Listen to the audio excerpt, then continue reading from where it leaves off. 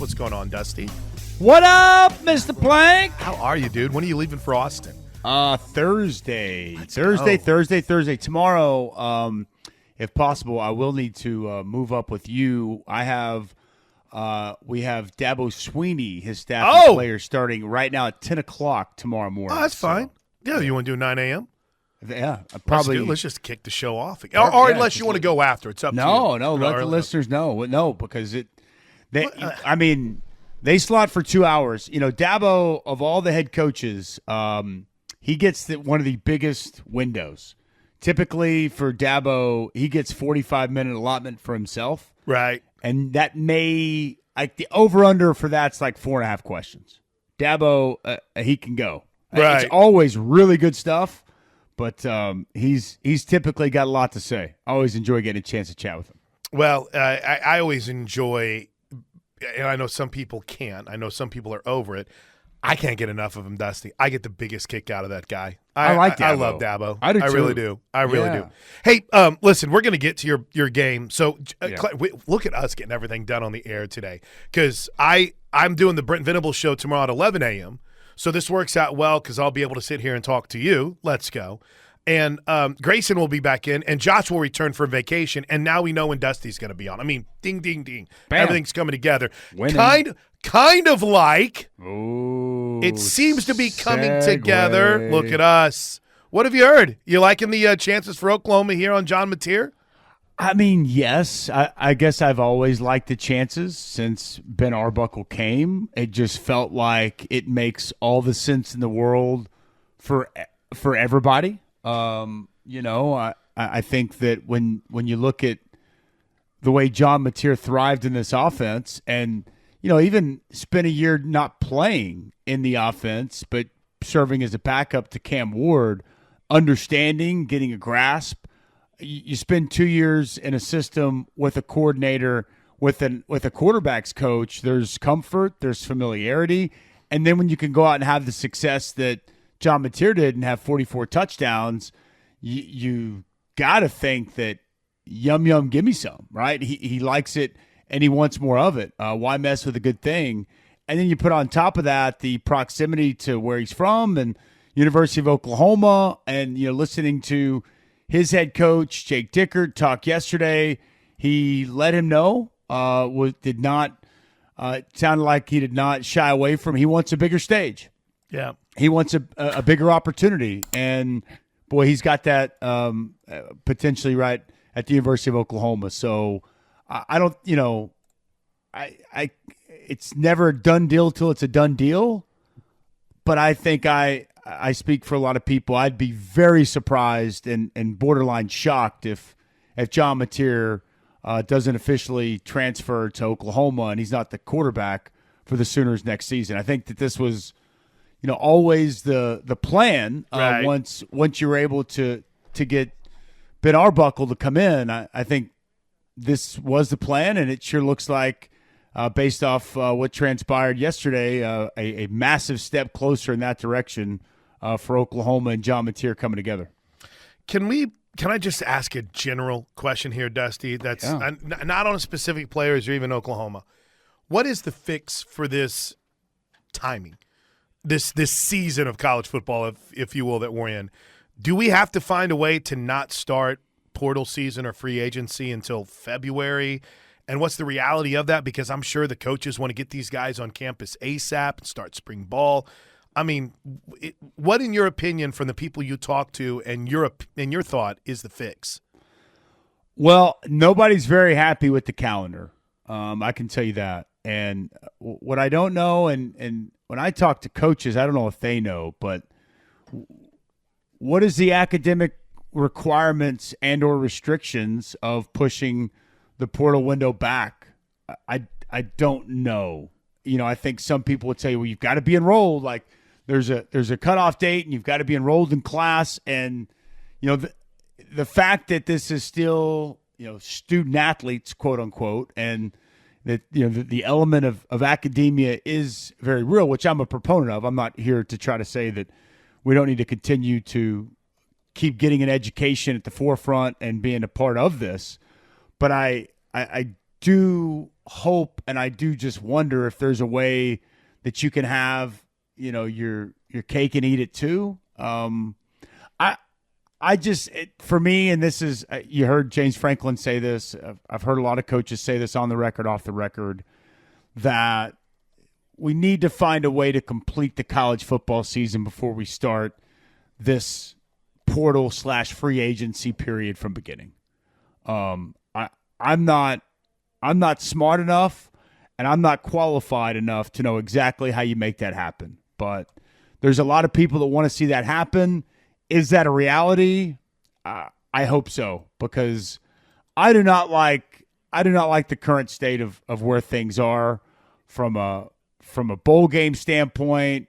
And that's one thing if you're going on the NFL, but from the portal side of it, with the amount of guys that are, we've obviously all seen how many players are in the portal on the Oklahoma side of things, and you start trying to think about this Navy team that we watched run through Army over the weekend. And you're like, oh boy, what are we gonna what it's gonna be on the field? Marshall's already had to drop out of their bowl game.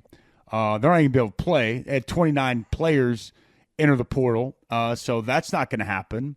And then with the play, what's like, well, at least there's a playoff. Well, we saw last year Malik Murphy.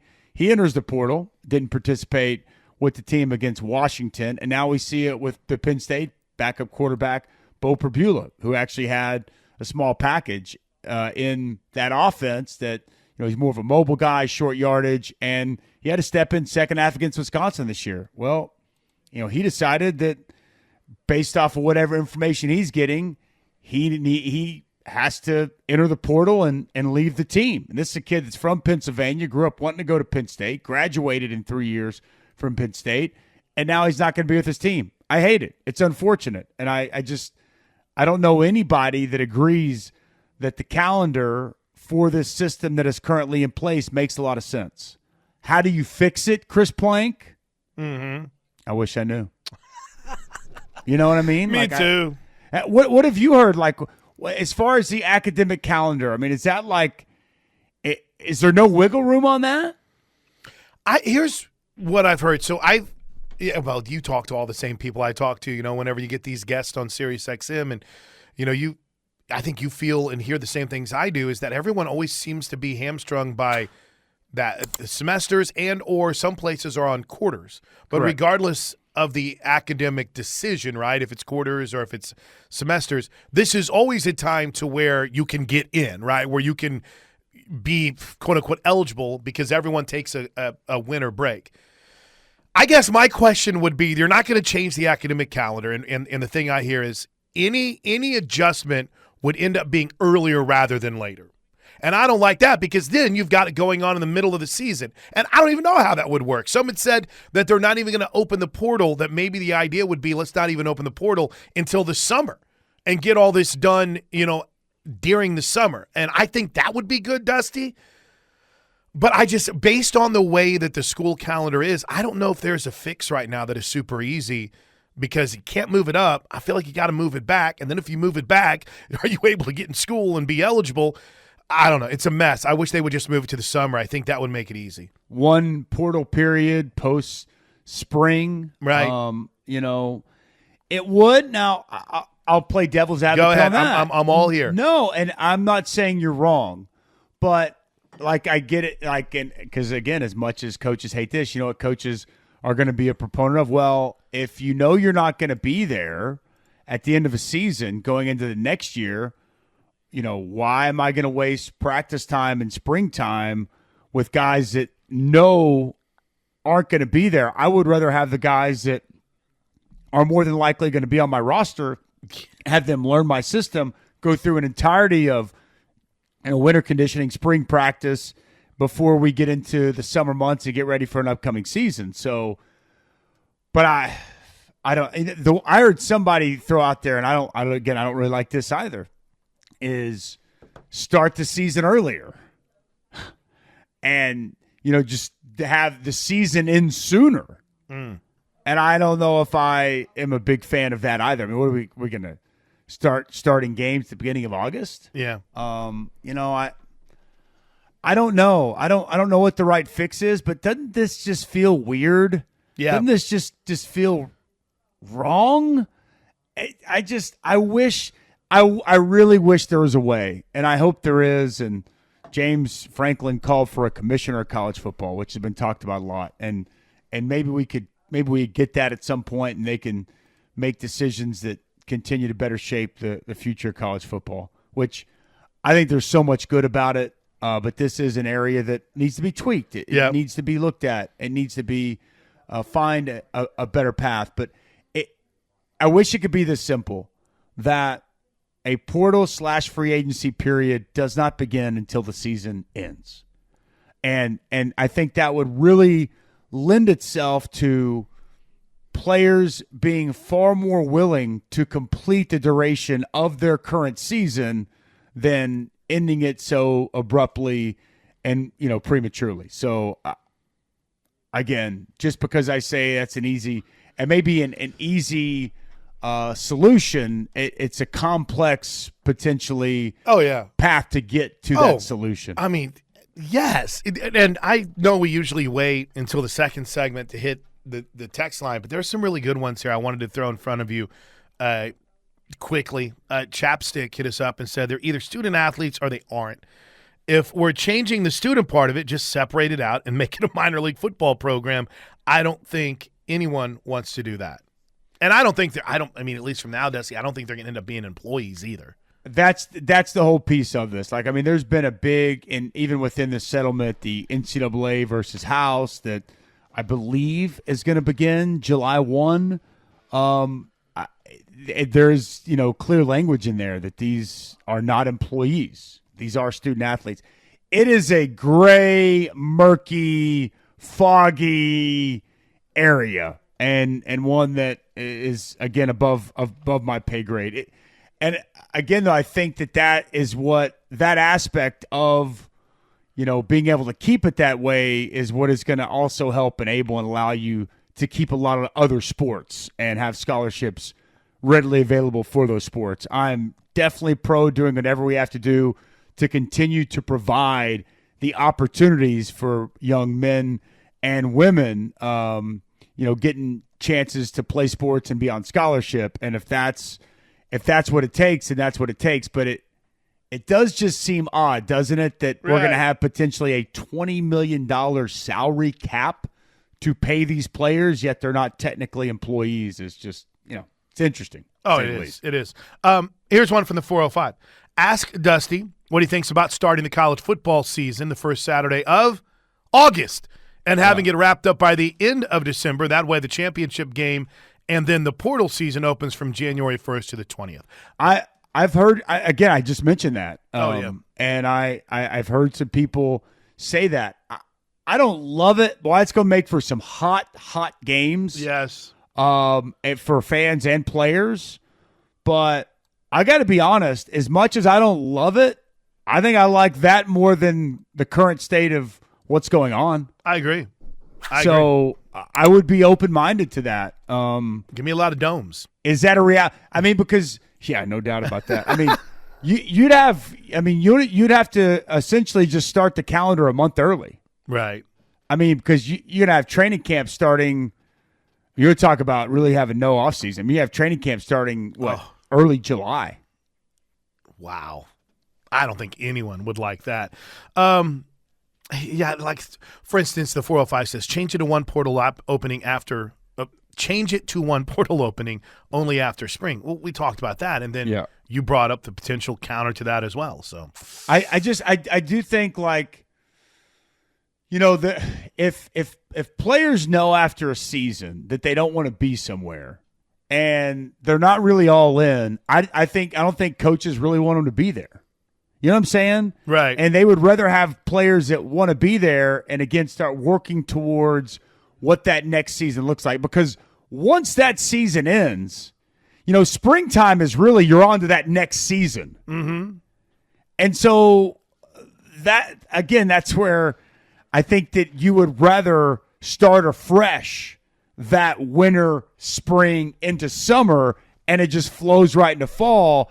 And then once that football season's over, boom, that season ends. Now allow the next one to begin. It's just easier said than done, right? Yeah. I mean, it's it's very difficult, and trying to figure it all out while sufficing the academic requirements is it's a puzzle that nobody's quite put together yet. I did have to laugh at this. This is really good. Hey, college baseball starts in February. You telling me football can't start in early August? That's fair. Like, in other words, February isn't baseball weather. I'm not saying that I'm completely opposed. Good point, man. And again, if you're asking me the current state of being, what we're seeing right now with a portal window opening, right on the heels of championship games during bowl season and during our college football playoff, that or start a month earlier, I would say I'd be more apt to want to start a month earlier.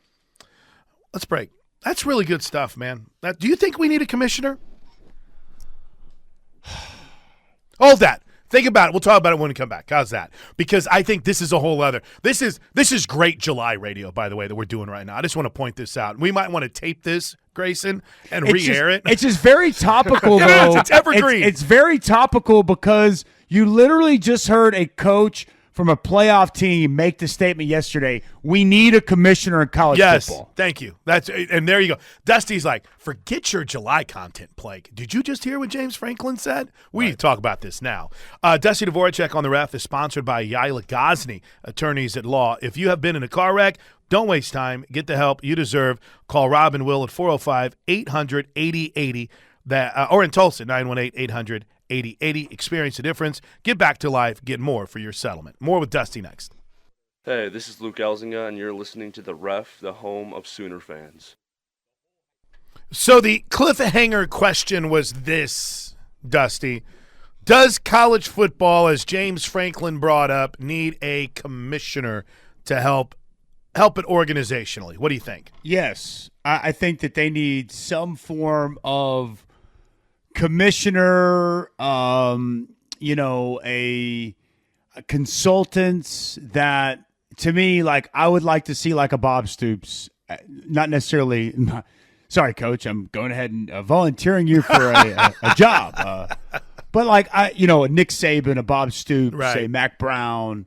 I think whether they're the commissioner or not, I don't necessarily care, but I would like former quality coaches that understand every aspect of it, from the coaching side, from the player side, a little bit of what this, this new world looks like and how to make the most sense for everybody.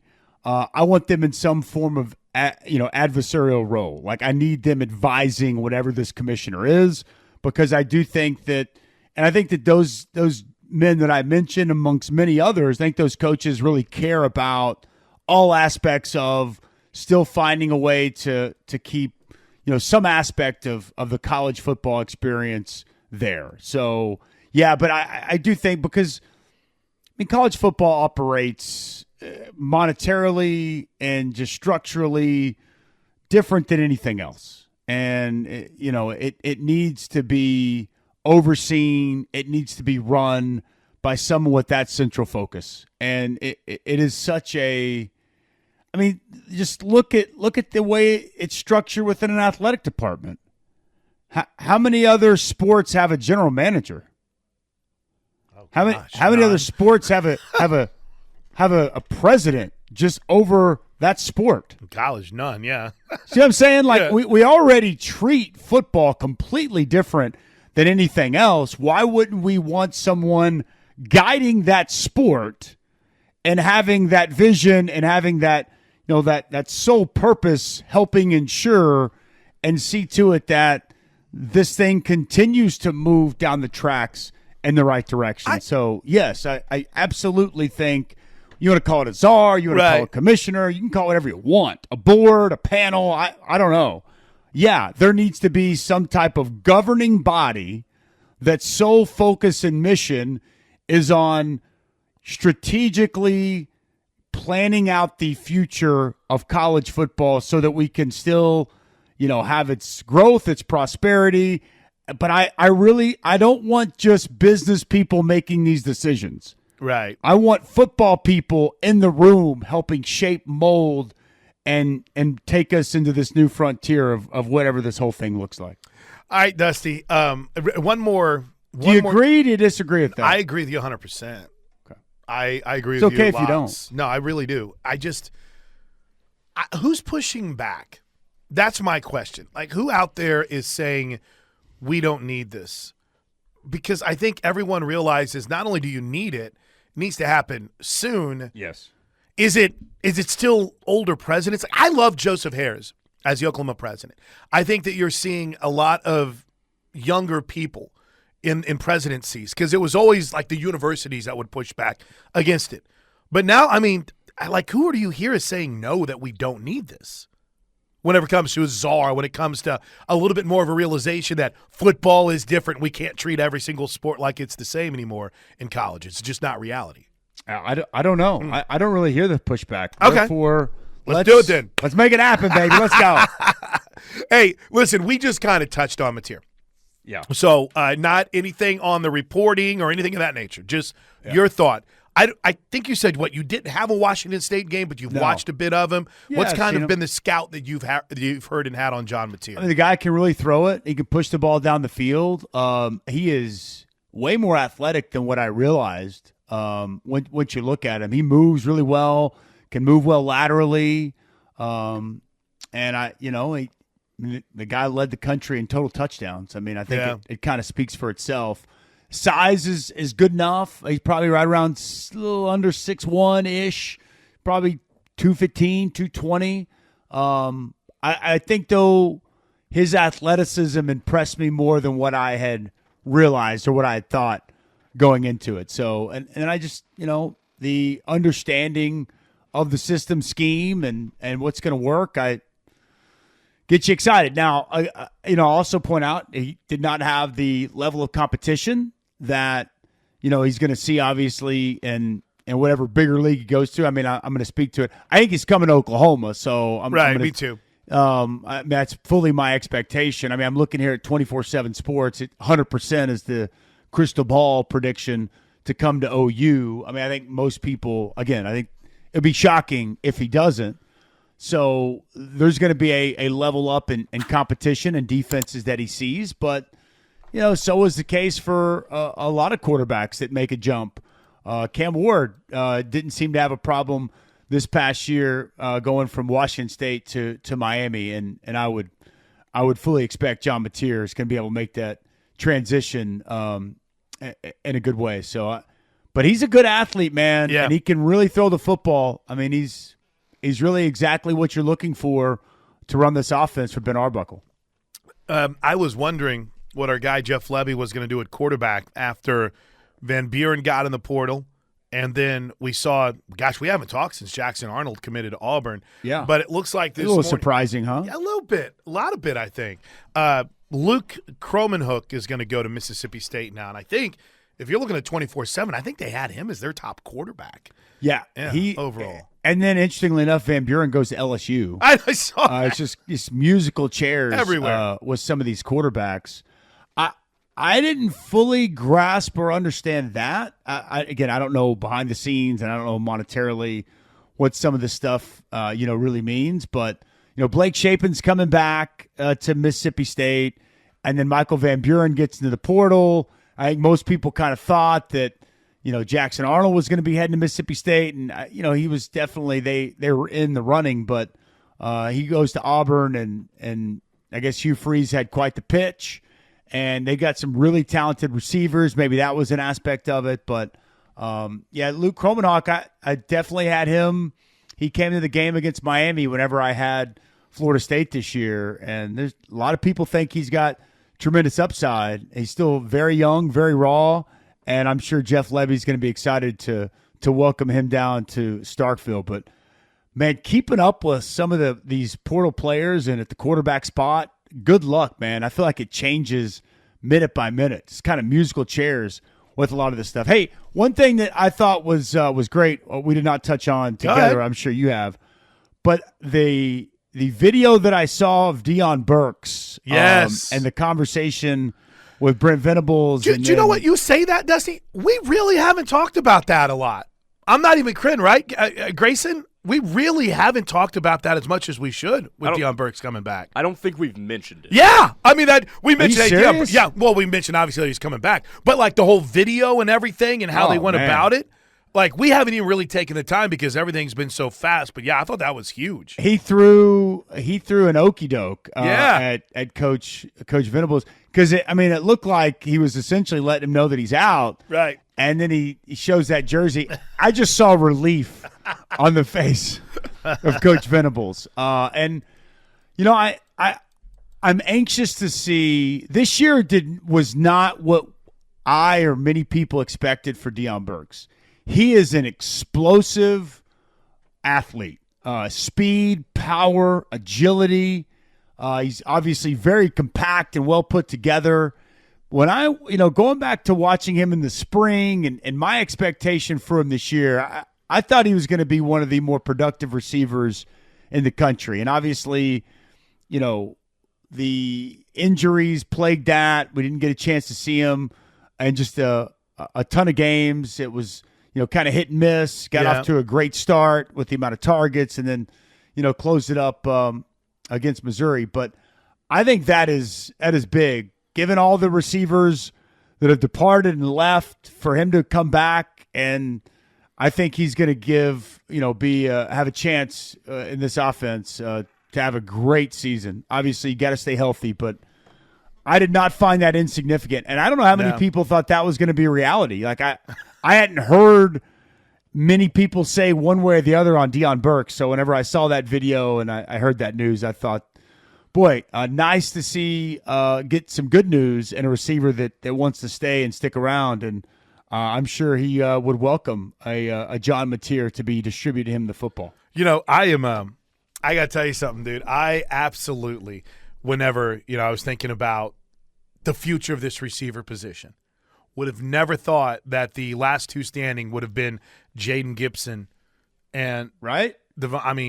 No way at all did I think that either one of those two would be. And I want to make this very clear. I'm the biggest Jaden Gibson fan on the planet. I love the dude. I feel like I've watched a guy mature and grow, not just size-wise, but, this is a guy that got into I think I can say this, but he got into, yelling, going back and forth with his position coach at Nebraska his freshman year. He would pout, he would be down, and the fact that Deion Burks and Jaden Gibson are the last two here, I would have thought Jaden Gibson might have transferred after his first year, and here he is coming off an injury. And you're right, I thought Deion Burks would be off to the league, but I guess not having enough film this year and maybe a pretty good NIL offer kept him around. I think it's huge news for this offense, and I thought that was very cool the way that he did it. Sometimes make them sweat a little bit, have a little fun, and he definitely did that with Coach Venables. So we'll talk again tomorrow. How quick do you think that how long do you think that the wait's going to be before we get something official on John Mateer? Well, whenever Toby Rowland is throwing out his sources out there, Dusty, that always makes me feel pretty good about things. Some think that you and I will be opening up the show tomorrow at 9 a.m. talking about Oklahoma commit John Mateer. Others think he's now that Miami is apparently in the mix. Maybe it might take a little bit more time. I have no idea, but I would say the sooner the better, and hopefully 9 a.m. And I would have to think that factors in for some of these guys, too, that Oklahoma might be looking at skill positions to know who their quarterback is. That's what I was going to say. That's the one thing that I think is really important is, and we see this in recruiting all the time, and it's no different in the portal. If let's just take money off the table. Let's say that the offers are pretty comparable. If you know who the quarterback is and players are fired up and excited to go play with that quarterback, and you're a receiver, you're a pass catcher, heck, even if you're a running back or even an offensive lineman blocking, whatever it may be, even a defensive player, if there's a belief in, the guy that they have at quarterback in particular, that they're going to have the opportunity to lead this team to great things, that's sometimes one of your best sales pitches. So I think the quicker you can get that massive piece, that component in place, I think the better it is potentially for other players you're going to try to welcome in and help bring in via the portal. How's the Christmas shopping going, dude? Are you done? I think I got 2 things left. Me too. We're 90, 95%. I can see the finish line right now. I'm feeling good. I'm feeling good about it. I can't believe that Christmas Eve is a week from today. A week from today, week from tomorrow. I got a playoff game. You got a playoff game Friday, bro. Saturday. Saturday. Hold on. Okay. Let me try this again. Ready? Here we go. You got a playoff game Saturday, bro. I got a playoff game Saturday, man. And you're on TNT.